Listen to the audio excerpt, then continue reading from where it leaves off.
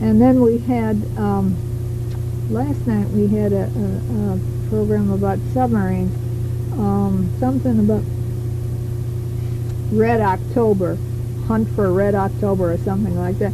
It was very nice, interesting. Some parts of it I thought was very unbelievable, but it was nice program. Oh, we met another person that we have traveled with before. This lady is Alma Taylor, and this is her 21st trip. Imagine. She's not 100 years old, but almost. And she's got her same spot at the table all the time. She makes sure she gets there first so that she gets that table and that spot. And she smokes those, not cigarettes, but those real dark brown things. I guess they're called cigarillos or something. Unbelievable lady. Then, I found out what Viasa means. Viasa, Venezuela International Airlines, South America. That's what the cursor says.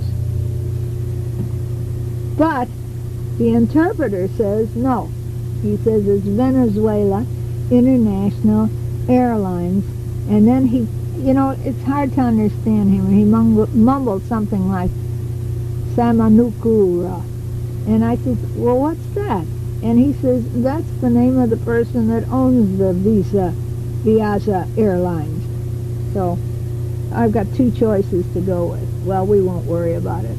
Surely we can go on to bigger and better things than that.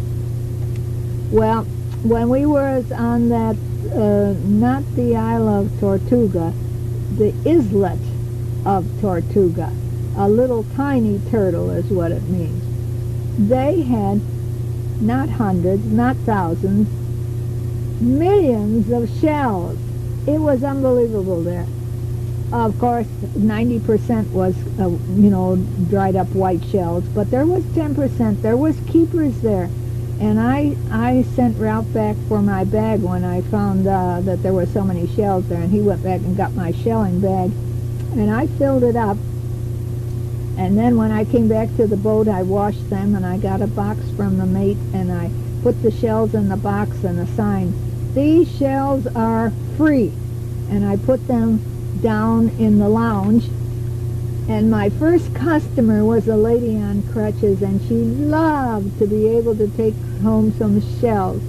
She didn't get to, what would you say, go out there on the beach with her crutches. She couldn't do that. She would have hurt herself.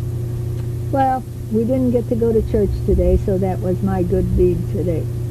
But this is nice because we have 3 or 4 people that got the crutches or the canes, and they can't get out there. And there's others too that can get out there and are afraid that they'll hurt themselves or whatever and don't want to be out in the sun. So then they get to choose some nice shells. We saw flying fish today. We saw brown boobies. We saw whales. And we saw those, are they dolphins? What are those things that jump through the air and come close to the boat, to the wake of the boat? Dolphins, like skipper. There's another word for it. Oh well, you know how I am about trying to remember stuff. The interpreter that's on the ship, he was out there trying to fish on the end of this little spit of sand spit that's there, and he was throwing out, and he didn't get any fish, but he got lots of flies. And then later on, when I was back on the boat, he came around and he showed me a giant fish that he had that was frozen, and he says, "See, I caught this before, letting me know that he is a fisherman." I told him that when next time he goes fishing, I was going to have Ralph go with him. I met 2 teachers here. One was from Cicero, Illinois. One was from Brookfield, Illinois.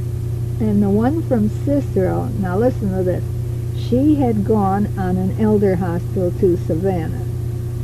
She went Well, she stayed at Armstrong. No, she didn't stay at Armstrong. She stayed at the Oceanographic place there. You know, they have motels down there for people who come in, graduate kids and college kids, and Elder Hostel. And she stayed there, and she did the archaeological Wally Indian village dig, and I was there teaching the Elder Hostels how to dig. Don't you think that's wild? How can this be possible that people join up like this? Oh my God.